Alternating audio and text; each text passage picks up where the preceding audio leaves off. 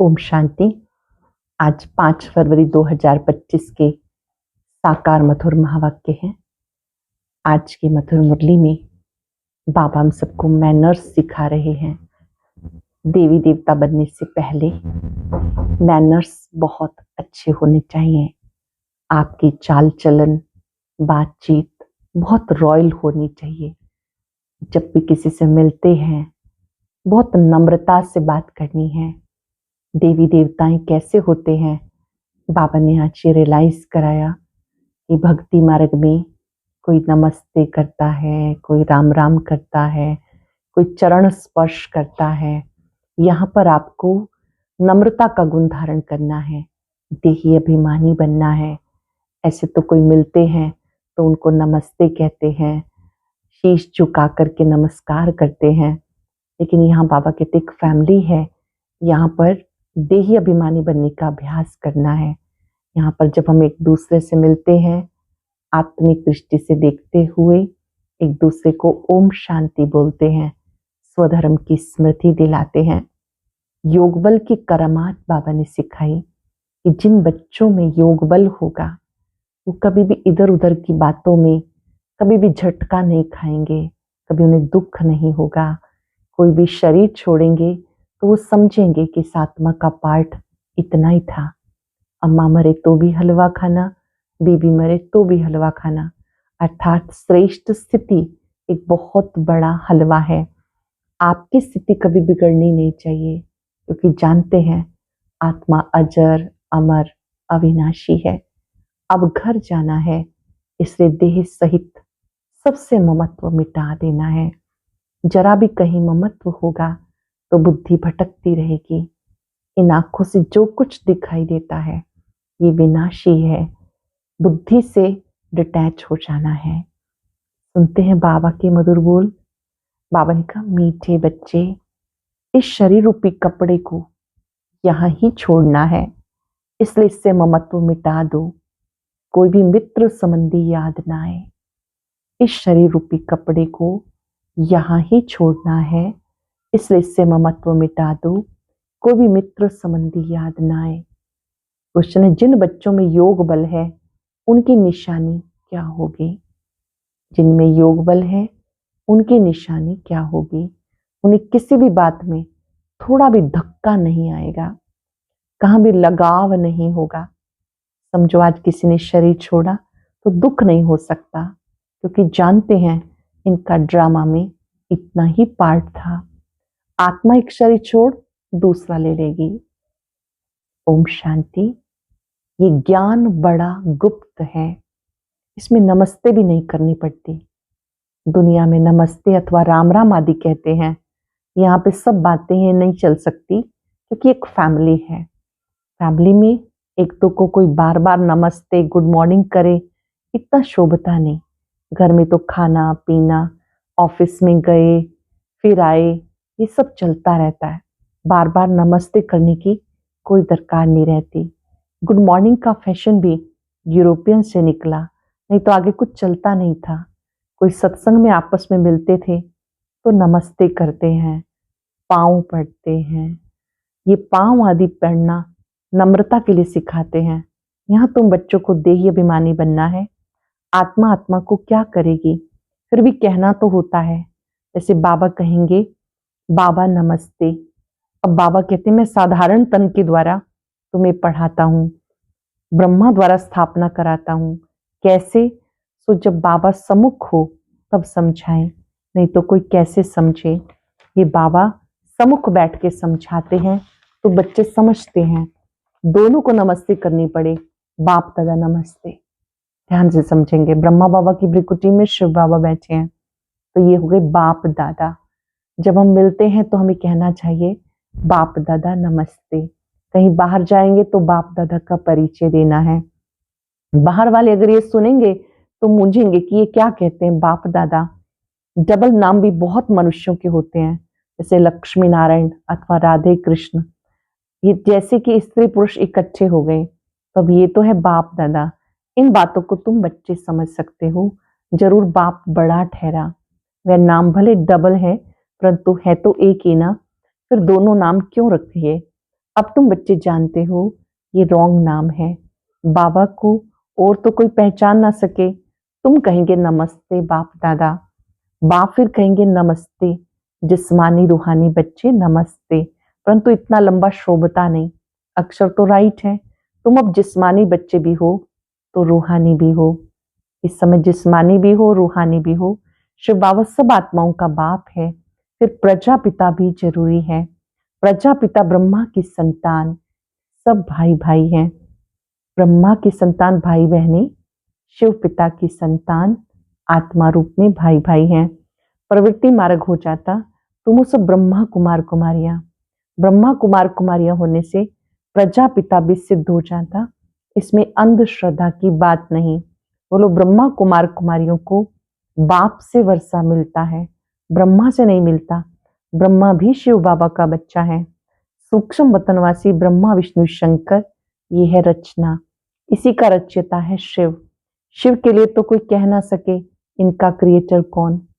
शिव का क्रिएटर कोई होता नहीं। ब्रह्मा विष्णु शंकर ये रचना है। इनके भी ऊपर है शिव, सब आत्माओं का बाप। अब क्रिएटर है तो प्रश्न उठता है कब क्रिएट किया। नहीं, ये तो अनादि है। इतनी आत्माओं को कभी क्रिएट किया क्या, ये प्रश्न नहीं उठ सकता। हम सब जानते हैं आत्मा अजर अमर अविनाशी है। परम पिता परमात्मा वो भी अविनाशी है। पांच तत्व भी अविनाशी हैं। ये खेल अनादि चलता आया, ये अनादि ड्रामा चला आता बेअंत है। इसका कभी अंत नहीं होता। ये बातें तुम बच्चों में भी नंबरवार समझते हैं। यह बहुत सहज। एक बाप के सिवाय किसी से लगाव ना हो। एक बाप के सिवाय किसी से लगाव ना हो। कोई भी मरे या जिए, गायन भी है, अम्मा मरे तो भी हलवा खाना, बीबी मरे तो भी हलवा खाना। समझो कोई भी मर जाता है, फिक्र की बात नहीं होती, क्योंकि ड्रामा अनादि बना हुआ है। ड्रामा अनुसार इस समय जाना ही था। इसमें कर ही क्या सकते। जरा भी दुखी होने की बात नहीं। यह योग बल की अवस्था। कहते जरा भी धक्का नहीं आना चाहिए। सब एक्टर्स हैं, अपना अपना पार्ट बजाते हैं। बच्चों को ज्ञान मिला हुआ है। बाप से कहते हैं हे परम पिता परमात्मा, आकर हमें ले जाओ। इतने सब शरीरों का विनाश कराए, सब आत्माओं को साथ ले जाना, ये बहुत भारी काम हुआ। यहाँ कोई एक मरता है तो 12 मास रोते हैं। बाबा तो इतनी ढेर आत्माओं को लेके जाएंगे। याद करेंगे वो अंतिम दृश्य, जब सब आत्माएं जाएंगी, सबके शरीर यहाँ छूट जाएंगे। बच्चे जानते महाभारत लड़ाई लगती तो मच्छरों सदृश जाते रहते हैं। नेचुरल कैलेमिटीज भी आने की है। सारी दुनिया बदलती है। अब देखो इंग्लैंड रशिया आदि कितने बड़े बड़े हैं। सतयुग में सब थे क्या? दुनिया में ये भी किसी की बुद्धि में नहीं आता कि हमारे राज्य में और कोई भी धर्म थे नहीं। एक ही धर्म एक ही राज्य था। तुम्हारे में भी नंबरवार हैं जिनकी बुद्धि में अच्छी रीति बैठता है। अगर धारणा हो तो नशा सदा चढ़ा रहे। नशा कोई को बहुत मुश्किल चढ़ता। मित्र संबंधी आदि सब तरफ से याद निकाल, एक बेहद की खुशी में ठहर जाएं, ये बड़ी कमाल है। हाँ, ये भी अंत में होगा। पिछाड़ी में कर्मातीत अवस्था को पा लेते, शरीर से भी भान टूट जाता। बस अब हम चाहते हैं ये जैसे कि कॉमन हो जाएगा, जैसे नाटक वाले पार्ट बजाए फिर जाते हैं घर। ये देह रूपी कपड़ा तुम्हें यहाँ ही छोड़ना है। ये कपड़े यहाँ ही लेते हैं, यहाँ ही छोड़ते हैं। ये सब नई बातें तुम्हारी बुद्धि में है और किसी की बुद्धि में नहीं है। अलफ और बे, अलफ है सबसे ऊपर। कहते भी है ब्रह्मा द्वारा स्थापना, शंकर द्वारा विनाश, विष्णु द्वारा पालना। अच्छा, शिव का काम क्या है? ऊंचे से ऊंचे शिव बाबा को कोई भी नहीं जानते। ऊंचे से ऊंचे शिव बाबा को कोई भी नहीं जानते। बाबा कहते सारी दुनिया दुर्गति को पाई हुई है, मैं आकर सदगति देता हूं। तुम बच्चों को एक बाप की याद से विक्रम विनाश करने हैं। तुम्हें इस दादा को मम्मा को भी याद नहीं करना, ब्रह्मा बाबा को, जगदम्बा अम्मा को, इनको भी याद नहीं करना। हाँ, उनके अच्छे गुणों को फॉलो करना है, पर जब योग लगाते हैं तो अपने को आत्मा समझ शिव बाबा को याद करना है। बाबा कहते हैं ना कि ना मम्मा ना बाबा, कोई की महिमा कुछ नहीं। शिव बाबा ना होता तो ये ब्रह्मा भी क्या करता। इनको याद करने से क्या होगा। हाँ, तुम जानते हो इन द्वारा हम बाप से वर्षा ले रहे हैं, इनसे नहीं। ये भी उनसे वर्षा लेते तो याद उनको करना है। ये तो बीच में दलाल है। बच्चे और बच्ची की सगाई होती है, तब याद तो एक दूसरे को करेंगे ना। शादी कराने वाला तो बीच में दलाल होगा। इन द्वारा बाप तुम आत्माओं की सगाई अपने साथ कराते हैं। इसीलिए गायन है, सतगुरु मिला दलाल के रूप में। सतगुरु कोई दलाल नहीं, सतगुरु तो निराकार है। भले गुरु ब्रह्मा गुरु विष्णु कहते, परंतु वो कोई गुरु है नहीं। सतगुरु एक बाप है जो सबकी सदगति करते हैं। बाबा ने तुम्हें सिखाया, तब तुम औरों को रास्ता बताते हो, सबको कहते हो। देखते हुए भी नहीं देखो। बुद्धि शिव बाबा में लगी रहे। इन आंखों से जो कुछ देखते हो कब्र दाखिल होना है। याद एक बाप को करना है, ना कि इनको। याद एक शिव बाबा को करना है, ना कि ब्रह्मा बाबा को। बुद्धि कहती है इनसे थोड़ा ही वर्षा मिलेगा, वर्षा तो बाबा से मिलना है, जाना भी बाबा के पास है। स्टूडेंट को थोड़ा याद करेंगे, स्टूडेंट तो टीचर को याद करेंगे ना। स्कूल में जो तीखे बच्चे होते हैं वो फिर औरों को उठाने की कोशिश करते हैं। बाबा कहते एक दो को ऊंचा उठाने की कोशिश करो, परंतु तकदीर में नहीं तो पुरुषार्थ नहीं करते, थोड़े में ही राजी हो जाते हैं। समझाना चाहिए, प्रदर्शनी में बहुत आते हैं, बहुतों को समझाने से उन्नति होती है। निमंत्रण देकर मंगाते हैं तो बड़े बड़े समझदार आदमी आते, बिगर निमंत्रण से कई प्रकार के लोग आ जाते, क्या क्या उल्टा सुल्टा भी बोल देते।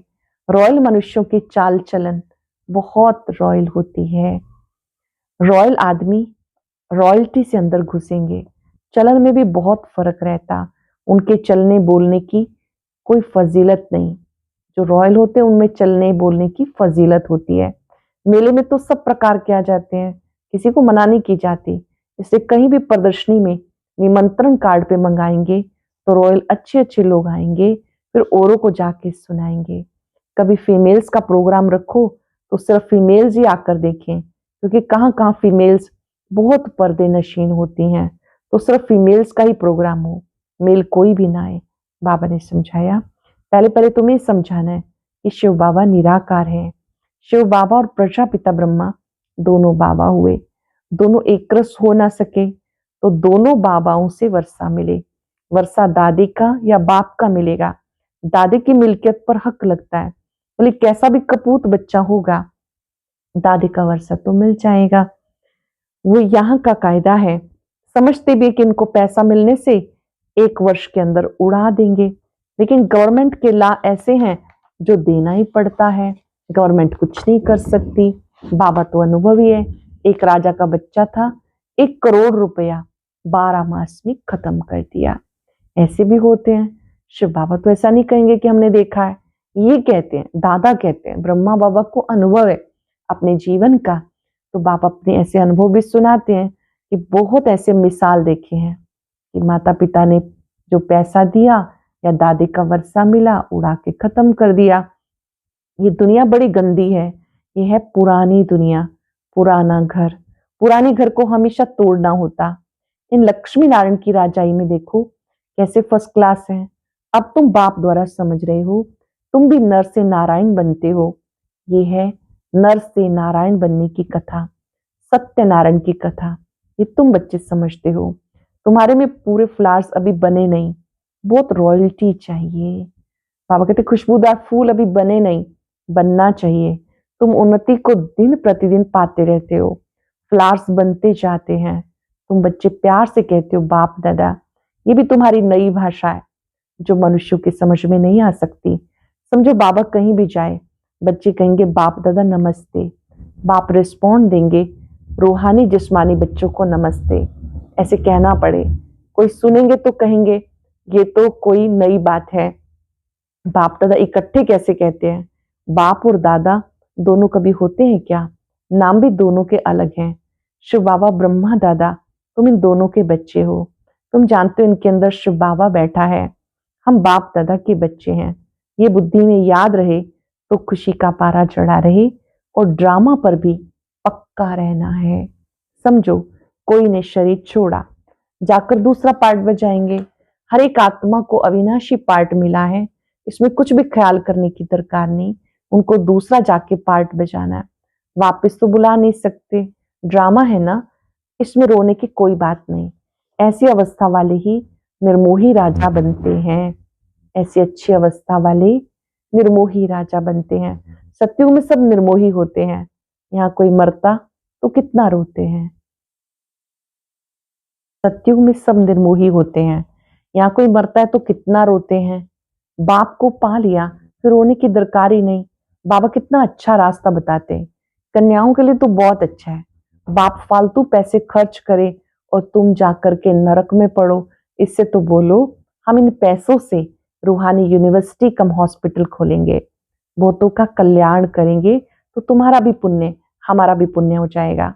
बच्चे खुद भी उत्साह में रहने वाले हैं कि हम भारत को स्वर्ग बनाने के लिए तन मन धन सब खर्च करेंगे। इतना नशा रहना चाहिए, देना हो तो दो, ना देना हो तो ना दो। तुम अपना कल्याण और दूसरों का कल्याण करना नहीं चाहते हो क्या? इतनी मस्ती होनी चाहिए। बड़े प्यार से माता पिता को समझाना है, धन तो आपको लगाना ही है, ईश्वरीय सेवा में लगे तो आपका भी भाग्य बनेगा, हमारा भी बनेगा। बाबा कहते इतनी मस्ती होनी चाहिए, खास कुमारियों को खड़ा होना चाहिए। अच्छा मीठे मीठे सिक्के लदे बच्चों प्रति माता पिता बाप दादा का याद प्यार, गुड मॉर्निंग। रूहानी बाप की रूहानी बच्चों को नमस्ते, रूहानी बच्चों की रूहानी बाप दादा को याद प्यार, नमस्ते, गुड मॉर्निंग, शुक्रिया बाबा, शुक्रिया। धारणा के लिए सार, अपनी चाल चलन बहुत रॉयल रखनी है, बहुत फजीलत से बातचीत करनी है, नम्रता का गुण धारण करना है। इन आंखों से जो कुछ दिखाई देता है सब कब्र दाखिल होना है, इसलिए इसको देखते भी नहीं देखना।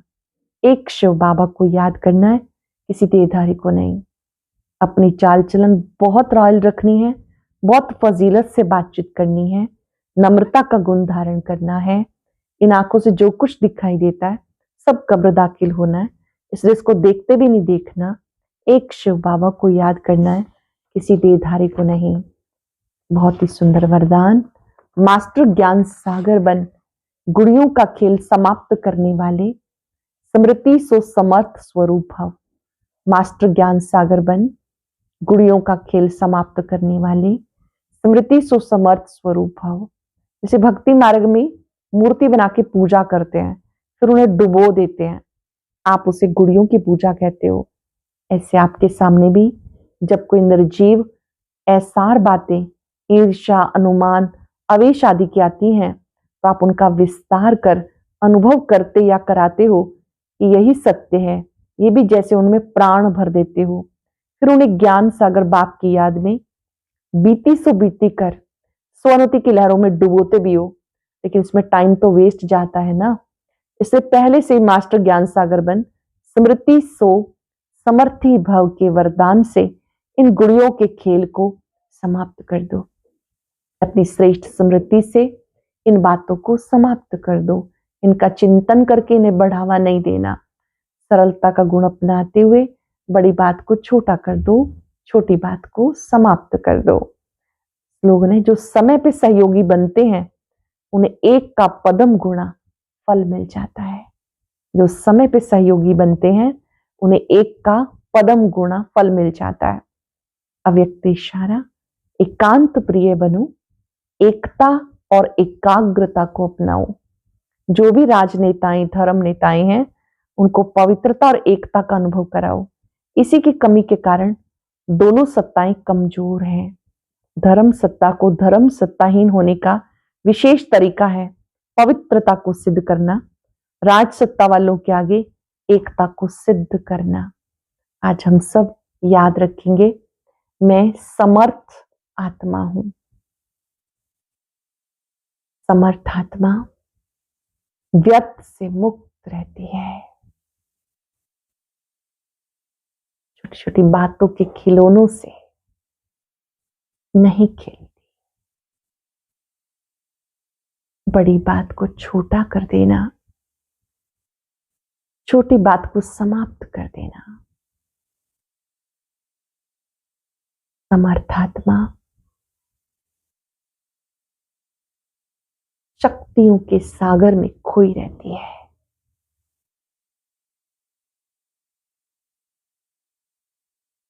सर्वशक्तिवान की शक्तियों को अपने में समाते जाए।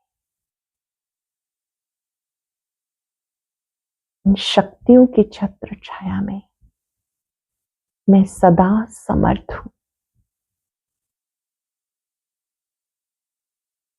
मेरा बाबा से वायदा है, मुझे आपकी याद से, योग बल से सदा समर्थ रहना है। श्रेष्ठ स्मृति को इमर्ज रखना है। बाबा की शक्तियों को अपने में समाते जाए, दूर दूर तक फैलाए।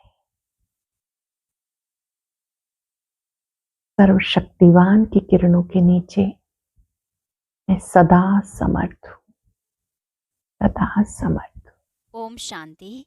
अब आज का अव्यक्त इशारा और ज्ञान मोती भी अवश्य सुने।